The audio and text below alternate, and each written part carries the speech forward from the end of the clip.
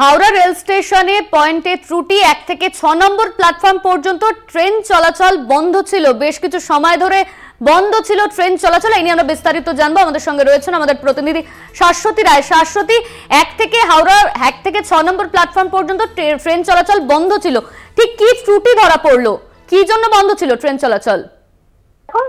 সকাল 7:10 নাগাদ একটি খালি কাটিহার হাওড়া এক্সপ্রেস যেটি হাওড়া স্টেশন থেকে ঝিল সাইডে কাশীদের দিকে মুভ করছিল 6 নম্বর প্ল্যাটফর্ম থেকে। সেই সময় কিন্তু পাওয়ার পয়েন্ট নাম্বার 9 থেকে একটি ব্লাস্ট হয় এবং তারপরে কিন্তু সম্পূর্ণ সংযোগ বিচ্ছিন্ন হয় 1 থেকে 6 নম্বর প্ল্যাটফর্ম পর্যন্ত।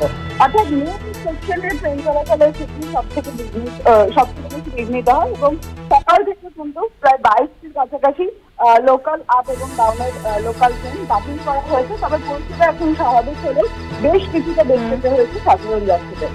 অনন্যা, ধন্যবাদ তোমার শাশ্বতী। পরিষেবা এই মুহূর্তে স্বাভাবিক রয়েছে। 1 থেকে 6 নম্বর প্ল্যাটফর্ম পর্যন্ত ট্রেন চলাচল বন্ধ ছিল বেশ কিছু সময়, তবে এই মুহূর্তে দাঁড়িয়ে পরিষেবা স্বাভাবিক।